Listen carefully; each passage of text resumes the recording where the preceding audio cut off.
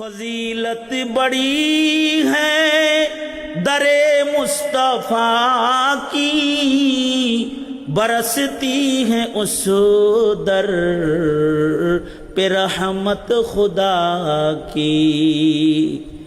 फजीलत बड़ी है दरे मुस्तफा की, बरसती है उस दर पे रहमत खुदा की। সুতরাং আমি যেটা বলতেছিলাম, নিকৃষ্ট মানুষ হলে বিপদ, নিকৃষ্টদের জন্য জায়গা নিকৃষ্ট,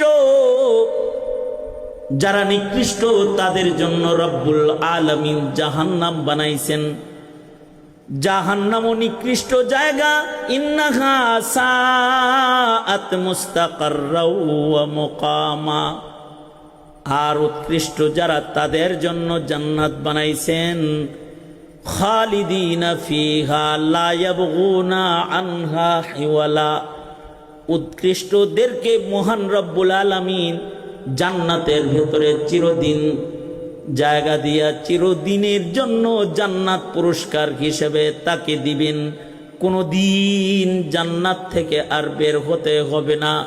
সম্বল বেশি নয়, একটা সম্বল হলো ঈমান, আর একটা সম্বল হলো নেক আমল। ইন্নাল্লাযীনা আমানু ওয়া আমিলুস সালিহাত উলাইকা হুম খায়রুল বারিয়াহ। ইন্নাল্লাযীনা আমানু ওয়া আমিলুস সালিহাতি উলাইকা হুম খায়রুল বারিয়াহ। যাদের ঈমান আছে, যাদের নেক আমল আছে, যারা ঈমানওয়ালা আমলওয়ালা, তারা সৃষ্টির শ্রেষ্ঠ, তাদের রব্বুল আলামিন জান্নাত দান করবেন। চামড়া কালা হইলেও তাকে জান্নাত দিবেন। আল্লাহ তাআলা গরিব হইলেও তাকে ফেরদাউস জান্নাত দিবেন। কারণ আল্লাহর কাছে দামি হইতে সুন্দর চেহারা, সুন্দর বাড়ি, সুন্দর গাড়ি, সুন্দর শান শৌকতওয়ালা জিন্দেগি লাগে না। আল্লাহর কাছে দামি হইতে সম্বল লাগে, ঈমান লাগে, বান্দার কিছু নেক আমল। সুতরাং শ্রমিকেরিয়া ইনকাম তোমার কম, ভাঙ্গা ঘরে থাকো, কিন্তু ঈমান আমল ঠিক করো। তোমার গায়ের চামড়া কালা, কেউ তোমারে পছন্দ করে না। তোমার ঈমান আমল ঠিক করো, তুমি আল্লাহর পছন্দের, আল্লাহর কাছে পছন্দের। নবীজির কাছে একটা কালা লোক আসা যাওয়া করতো, নাম জহের বিন হারাম। একদিন নবীজি সাহাবীদের লিয়ে বয়ে রইছে, আর সে আসছে।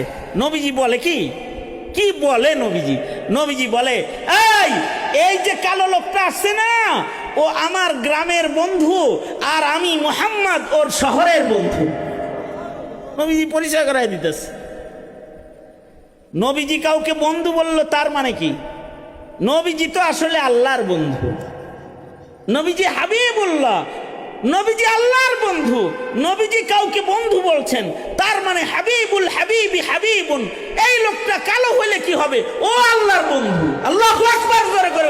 নবীজি তাকে বন্ধু বলতেছেন না, সে আল্লাহর বন্ধু। কি দিয়া আল্লাহর বন্ধু? টাকা পয়সাও তো নাই, গায়ের চামড়াও তো কালা। একদিন বাজারে তরকারি বিক্রি করতেছে এই সাহাবী, বাজারে মাটির ভিতরে বৈশা দোকান দিছে। অনেকে গ্রাম থেকে শাপলা টাপলা আইনা দোকান দিয়া বহে না বেচার লেগা, এই সাহাবী এরকম তরকারি লইয়া বইছে বেচতে। নবীজি করছে কি? বন্ধু যেমন কখনো কখনো বন্ধুত্বের গভীরতার কারণে সামনে দিয়ে না যায়, পিছন দিক দিয়ে যায়। দেখবেন পিছন দিয়ে যায়, আস্তে করে চোখ ধরে বুঝায় কে কদেহি। এত খাতির তোর লেগে হাত স্পর্শ দিয়ে দেহি চিনস নি আমারে। আবার পিছন থেকে এমনে ধরে, আমারে বীরের ভিতরে একজন এমনে ধরছে, ডাইনেও ঘুরতে দেয় না, বামেও দেয় না, বুঝায় যে কে হাত দিয়ে ধরছি, বুঝোস না? এত কাছে থাকি, এত হাতাই, এত হাতের স্পর্শ হয়, আজকে বীরের ভিতরে আমার হাতটা চিনস না, কে বুঝাইতে চায়। যদি চিন না লায় তাহলে দিল খুশ হয়ে যায়। আর না চিনে তাহলে কয় হুদাই সামনে গেলে কয় আই লাভ ইউ, পিছন ধাই বুঝো না তো। আল্লাহর রাসূল সাল্লাল্লাহু আলাইহি ওয়াসাল্লাম সাহাবীর সামনে দিয়ে না যায় পিছন দিক দিয়ে গেছে। পিছন দিক দিয়ে যায় আল্লাহর নবী এই সাহাবীর পিছনে মাটির মধ্যে লেপটা দিয়া আল্লাহর রাসূল বৈশা পড়ছে। বৈশা নিজের হাত দুইটা সাহাবীর বগলের নিচ দিয়ে ঢুকায়া বুকের ভিতরে জাপটা দিয়ে ধরছে আর বুঝাইতে চায়, বলো তো কে? সাহাবী কি রাসূল চেনে না? আল্লাহর রাসূল যদি কোনো পথ দিয়ে হেঁটে যায়, সাহাবী টের পায় পথে রাসূল সাল্লাল্লাহু আলাইহি ওয়াসাল্লামের গায়ের খুশবু পাওয়া যায়। সেখানে সাহাবীকে আল্লাহর রাসূল জড়ায় ধরছে। সাহাবী তো চিন্না বলাইছে, সাহাবী এমন চিনছে সাহাবী নবীজি জড়ায় ধরেছে, আর সাহাবী আরো নিজের নবীর বুকে যাইতে ধরছে। যাইতে ধরে নিজের পিঠকে নবীর বুকের মধ্যে ঘষতেছে, অর্থাৎ নবী আরবীর দেহের স্পর্শের বরকত নিজের দেহের চতুর্দিকে লাগাইতেছে। সাহাবীর ধান্দা হলো আল্লাহর রাসূলের চামড়ার স্পর্শের বরকতটা দেহের মধ্যে লাগায় রাখি, এই স্পর্শ নাজাতের উসিলা হইতে পারে। কারণ আমার নবীর সাথে যেই মাটি লাগে ও মাটি আরশের চাইতে দামি। মদিনাতুল মুনাওয়ারার মাটি যেটা নবীজির দেহে লেগে রয়েছে আরশের চাইতে দামি। তাই নবীর দেহের সাথে ঘষা লাগাইলে দাম বাড়বো না নিজের?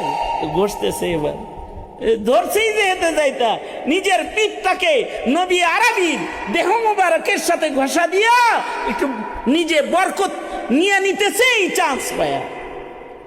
সাহাবীরা খালি নবীজির দেহের স্পর্শের বরকত তো অনেক বেশি। কেউ যদি দৃষ্টির স্পর্শও নিতে পারে যে তার দৃষ্টি রাসূলকে ধরছে ইমানের সাথে, তা সে সাহাবী। সাহাবীরা নবীজির গায়ের কাপড়ের স্পর্শওয়ালা কাপড় নেওয়ার জন্য পাগল ছিল। একবার আল্লাহর রাসূল খুতবা দিয়ে নামছেন মসজিদে নববীতে, সাহাবী যাই কয় নবীজি আপনার গায়ের এই আবায়াটা দেন, এটা আমারে দেন, হাদিয়া দেন। নবীজি তো আম্মা সাইলা ফালা তানহার, যে নবীর উপরে নির্দেশ, চাইলে নবী আর না দিয়ে পারে। নবীজি সাথে সাথে ঘরে ঢুইকা জামা পরিবর্তন করে জামাটা প্যাকেট করে বাইরে আইনা সাহাবীরে দেওয়ার জন্য রেডি করতেছে। এদিক দিয়া মসজিদের সাহাবীরা হেরে ধরছে, হেই নবীজির জামা চালিগা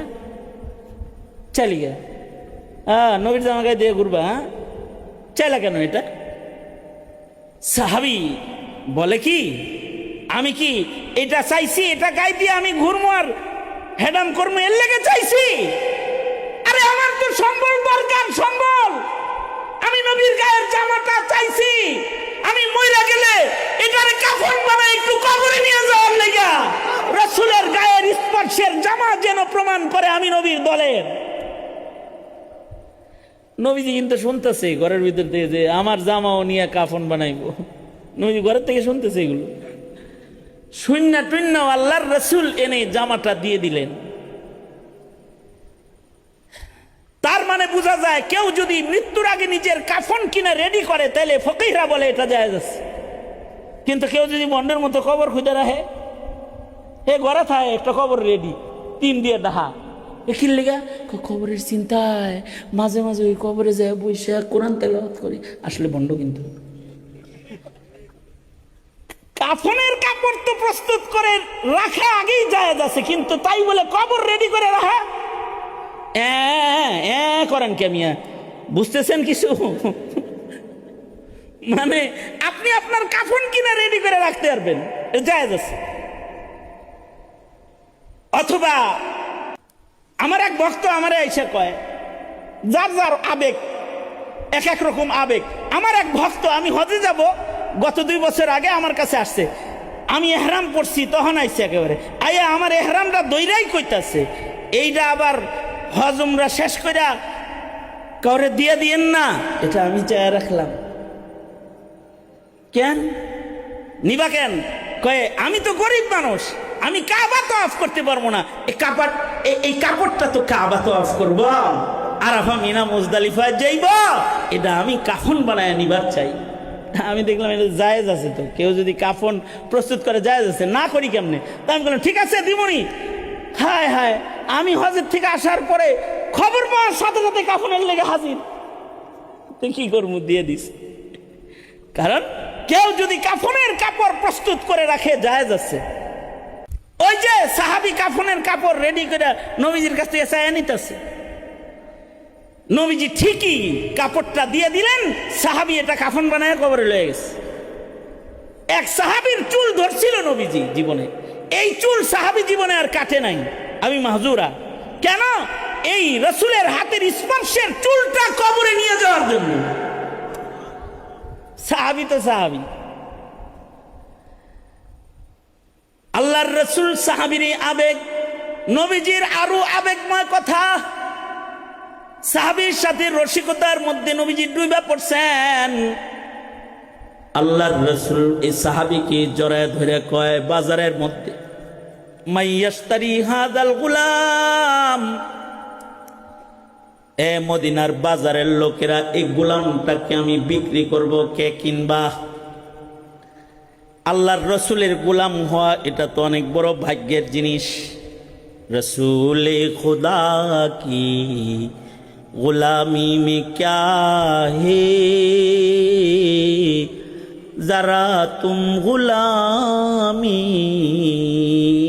में आकर तो देखो, गुलामी है बादशाही से बेहतर, इधर आओ किस्मत जगा कर तो देखो, फजीलत बड़ी है दरे मुस्तफा की, बरसती है उस दर पे रहमत खुदा की, फजीलत बड़ी है दरे मुस्तफा की, बरसती है उस दर पे रहमत खुदा की, जो तुमको भी है फैज़ पाने की ख्वाहिश, जबीने अक़ीदत झुका कर तो देखो, गुलामी है बादशाही से बेहतर, इधर आओ किस्मत जगा कर तो देखो। मुहम्मदुर रसूलुल्लाह सल्लल्लाहु अलैहि ওয়াসাল্লামের গোলামি, এটা তো বড় ভাগ্যের। কেউ যদি আল্লাহর রসুলের গোলাম হইতে পারে, চেয়ে বড় ভাগ্য আর নাই। সেখানে আল্লাহর রসুল সাহাবীকে বলে, কে আসোস রে এই বাজারে, এই গোলামটা বেচমু। সাহাবী রসুলের সাথে হাসি মুখে আল্লাহর রসুলকে বলে, নবীজি লাভ হইব না বেশি। কারণ হলো এমন কালা মানুষের দাম বাজারে নাই, এমন কালা গোলাম আর কয় টাকা দিয়া মানুষ কিনবে, এটার দাম নাই। লাভ হইব না, দাম নাই। আল্লাহর রসুল বলে, বাজারের মানুষের কাছে তোমার চামড়া কালো, এজন্য গোলাম হিসেবে তোমার দাম নাই। কিন্তু আমি রাসূল সাক্ষী দিতেছি, তুমি আল্লাহর কাছে অনেক দামি, তুমি ইনদাল্লাহ অনেক দামি আল্লাহর কাছে। এই কালা সাহাবী যে আল্লাহর কাছে দামি, কি দিয়া? তার ঈমান দিয়া, তার আমল দিয়া। ইনশাআল্লাহ ঈমান আমলের যত্ন করব, ইনশাআল্লাহ বলেন। নারীদের ঈমান আমলের যত্নের জন্য এই মাদ্রাসা আমিনাতুন নিসা, এই মহিলা মাদ্রাসা, নারীদেরকে এখানে পাঠাবেন, ওদের ঈমান আমল ঠিক হয়।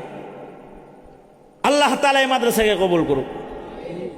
জামাল কামাল ওরা দুইটা ভাই মাদ্রাসা চালায়। আল্লাহ ওদেরকে আমন সালামতির সাথে ত্রুটি মুক্ত খেদমত করার তৌফিক দান করুন। আপনারা দেখভাল করবেন, মুরব্বীরা অভিভাবকত্ব করবেন, ভুল হয়ে গেলে ধরায়া দিবেন, মাদ্রাসা চালাইতেছে সহযোগিতা করবেন ইনশাআল্লাহ। বলেন আল্লাহ তাআলা এটাকে কবুল করুক। আর আমাদের আওলাদ সন্তান সন্ততিকে আল্লাহ পাক নেককার বানাক, আমিন বলেন। ইনশাআল্লাহ নিজের সন্তান সন্ততি ও প্রজন্মের সন্তানদের যত্ন করব ইনশাআল্লাহ। কারা কারা সন্তানদের কোরআন শিখাইবেন তো ইনশাআল্লাহ?